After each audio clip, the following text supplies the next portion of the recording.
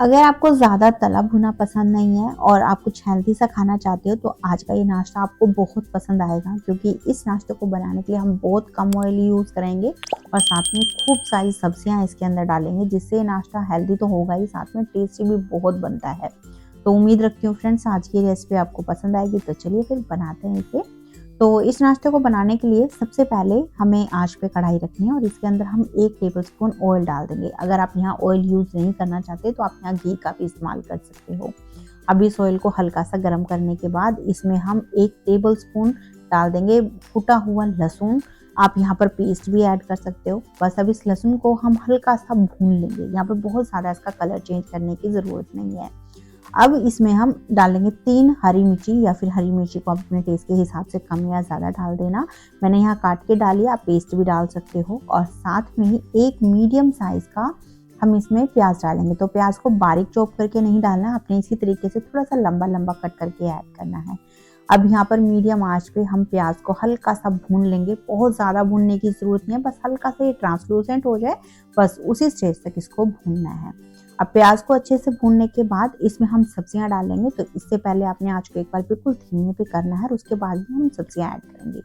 तो सब्जियों में यहाँ मैंने लिया है 1 तिहाई कप बारीक कटी हुई शिमला मिर्च, 1 तिहाई कप गाजर, 1 तिहाई कप मटर। मैंने यहाँ फ्रेश वाली मटर ली है। साथ में ही आधा कप के आसपास यानी एक मीडियम साइज का हम डालेंगे बीटरूट।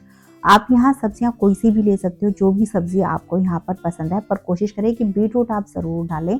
इससे जो हमारा ये नाश्ता है बहुत ही ज़्यादा हेल्दी तो होगा ही, साथ में टेस्टी भी बहुत लगेगा। अभी इन सभी सब्जियों को हम मीडियम आंच पे करीबन 1-2 मिनट के लिए भून लेंगे।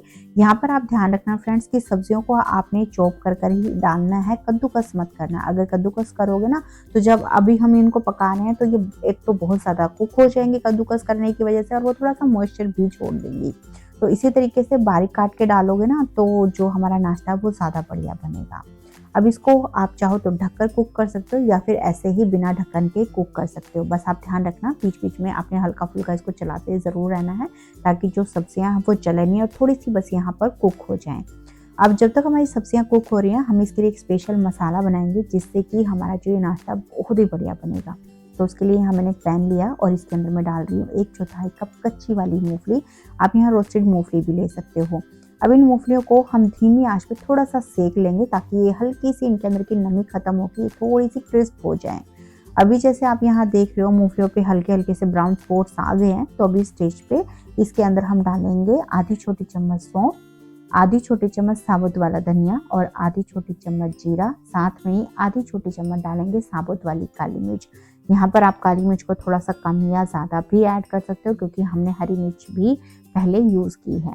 अब इन सभी मसालों को हम हल्का सा सेक लेंगे, ताकि इनके अंदर की नमी थोड़ी सी खत्म हो जाए और इनका जो अरोमा है थोड़ा सा और जो है निकल कर आए, जिससे कि हमारे जो ये मसाले हैं थोड़े से ज़्यादा खुशबूदार बने। इससे जाहिर सी बात अभी नाश्ते में पड़ेंगे तो वो और भी ज़्यादा बढ़िया लगेगा खाने में। तो अभी मसाले बहुत अच्छे से बस भुन गए हैं। आँच को भी बंद कर देंगे और इसे हम ठंडा कर लेंगे। उसके बाद इसे हम जार में डालेंगे और इन मसालों को हम पल्स मोड पर पीस लेंगे, यानी कुछ सेकंड चलाना है, फिर बंद करना है, फिर चलाना है, फिर बंद करना है। इस तरीके से आप पीसोगे तो जो हमारा ये मसाला है थोड़ा सा दरदरा पाउडर इसका बनेगा, और ऐसा ही हमें दरदरा पाउडर हमारे नाश्ते के लिए चाहिए। तो बस अभी इधर सब्जी को मैंने पकने के लिए रखा था। करीबन ये सब्जियां ना हाफ कुक हो चुकी हैं। मैंने 2 मिनट के आसपास इसे पकाया था और आप देख सकते हो थोड़ी सी यहाँ पर कच्चापन भी है इनमें और थोड़ी सी कुक भी है। तो ऐसी ही सब्जियों को हमें यहाँ पर पकाना है। तो अब इस स्टेज पे इसके अंदर हम 4 मीडियम साइज के उबले हुए आलू डालेंगे। तो आलूओं को आपने अच्छे से तोड़कर इसमें ऐड करना है। साथ में 1 छोटी चम्मच आमचूर का पाउडर डालेंगे, ताकि जो हमारा नाश्ता है वो हल्का सा उसमें खटास आए। आप चाहो तो यहाँ पर आमचूर पाउडर को स्किप कर सकते हो और लास्ट में इसमें अब आप थोड़ा सा नींबू का रस डाल सकते हो। अब 1/4 छोटी चम्मच हल्दी पाउडर डालेंगे, 1/4 छोटी चम्मच तीखी वाली लाल मिर्च ऐड करेंगे। तो लाल मिर्च को आप यहाँ स्किप कर सकते हो, क्योंकि हमने हरी मिर्च और काली मिर्च का भी यूज़ किया है।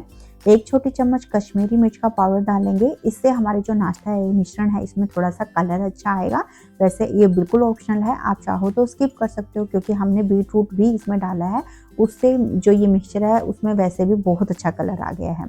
अब आधी छोटी चम्मच गरम मसाला डालेंगे, साथ में टेस्ट के हिसाब से इसमें नमक ऐड कर देंगे और जो हमने अभी मसाला तैयार किया वो सारा इसमें ऐड कर देंगे। साथ में डालेंगे धनिया पत्ती। तो यहाँ पर धनिया को आप अपने पसंद के हिसाब से कम या ज़्यादा ऐड कर सकते हो। बस अब इन सारी चीज़ों को हम अच्छे से मिक्स कर लेंगे। मिक्स करते हुए इसे हम करीबन 1 से 2 मिनट के लिए थोड़ा सा कुक भी कर लेंगे, ताकि जो मसाले वगैरह हमने डाले ना वो मिश्रण के अंदर अच्छे से अंदर तक चले भी जाए और थोड़ा सा इनका कच्चापन भी खत्म हो जाए। अभी सारा जो मिक्सचर है हमारा बिल्कुल अच्छे से मैंने मिक्स भी कर लिया, थोड़ा सा कुक भी कर लिया। अभी बिल्कुल ये तैयार हो गया है, तो बस आँच को भी बंद कर देंगे और इसे बिल्कुल अच्छे से ठंडा होने देंगे। जब ये मिक्सचर बिल्कुल बढ़िया से ठंडा हो जाए ना, उसके बाद ही इसमें हम करीबन 3 टेबलस्पून चावल का आटा डालेंगे और साथ में ही 3 टेबलस्पून डाल देंगे कॉर्नफ्लावर। अब अगर आपको यहाँ पर अरारोट या कॉर्नफ्लावर बिल्कुल भी यूज़ नहीं करना है, तो आप यहाँ पर ब्रेड क्रम्स ऐड कर सकते हो। बस हमें यहाँ पर बाइंडिंग के लिए कुछ ऐसी चीज़ ज़रूर डालनी है, ताकि जो हमारा ये मिक्सचर है ना वो थोड़ा सा डो जैसी फॉर्म में आ जाए। बस अब इन सारी चीज़ों को अच्छे से मिक्स करके, जैसे मैंने बताया, आपको डो जैसी फॉर्म में लेकर आना है। अगर आपको ज़रूरत लगे तो आप थोड़ा सा यहाँ पर कॉर्नफ्लावर और चावल का आटा और ऐड कर सकते हो। तो अभी ये जो मिक्सचर है आप यहाँ देख रहे हो, बिल्कुल इसी तरीके से हमें इसे डो जैसी फॉर्म में लाना है।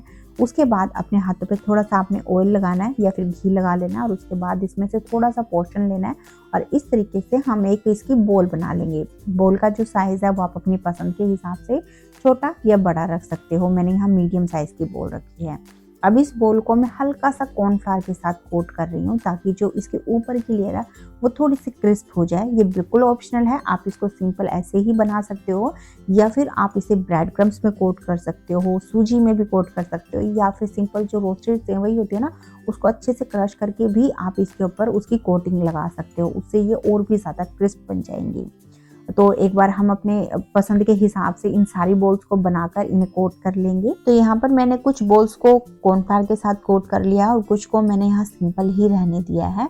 अब इसके बाद हमें लेना है अप्पम पैन। अगर आपके पास इस तरीके से अप्पम पैन नहीं है तो सिंपल जो आपकी ये बॉल है ना, आप उनको हल्का सा फ्लैट करके शैलो फ्राई भी कर सकते हो या फिर इन्हें डीप फ्राई भी कर सकते हो।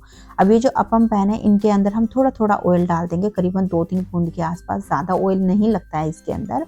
और इनको हल्का सा हम ब्रश के साथ थोड़ा सा फैला देंगे इस कैविटी के अंदर, ताकि जब बॉल इसके अंदर हम डालें ना तो वो चिपके नहीं। वैसे तो ये नॉन स्टिक है, चिपकती नहीं है, फिर भी थोड़ा सा सेफ साइड में अगर थोड़ा सा फैला देंगे तो ज़्यादा बढ़िया रहेगा।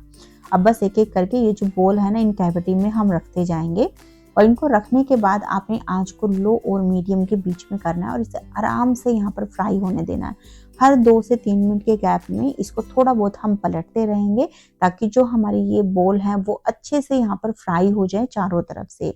आप थोड़ा पेशेंस के साथ सीखोगे तो आपका जो नाश्ता है वो बहुत ही ज़्यादा क्रिस्प बनेगा ऊपर से और साथ में खाने में भी बहुत ज़्यादा टेस्टी लगेगा। अब जैसे मैंने आपसे फ्रेंड्स कहा कि आप इन्हें डीप फ्राई भी कर सकते हो, शैलो फ्राई भी कर सकते हो, पर आप थोड़ा सा उसको फ्लैट करके मतलब फ्राई करोगे ना, शैलो फ्राई, तो ज़्यादा बढ़िया रहेगा। तो ये बहुत ही हेल्दी तरीका है इस नाश्ते को बनाने का और आपने देख ही लिया हमने बहुत सारी सब्जियां इसमें डाली है। हाँ, थोड़ा सा इसमें हमने कॉर्नफ्लावर ज़रूर ऐड किया है, पर उसका भी जो सब्स्टिट्यूट है मैंने आपको बता दिया है कि उसकी जगह आप क्या और चीज़ें ऐड कर सकते हो। तो बस अभी ये जो बैच है ना हमारा बहुत अच्छे से फ्राई हो गया, आप देख सकते हो। ऊपर की जो लेयर है इन बॉल्स के ऊपर एकदम क्रिस्प हो गई है। अंदर से तो वैसे भी ये कुक ही थी, क्योंकि सब्जियों को हमने पहले ही कुक कर लिया था। तो बस हम इन्हें एक एक करके निकाल लेंगे और इसी तरीके से बाकी की जितनी भी हमारी ये वेजिटेबल्स बॉल्स हैं इनको हम फ्राई कर लेंगे। तो बहुत ही ज़्यादा एक टेस्टी और हेल्दी सा नाश्ता है फ्रेंड्स।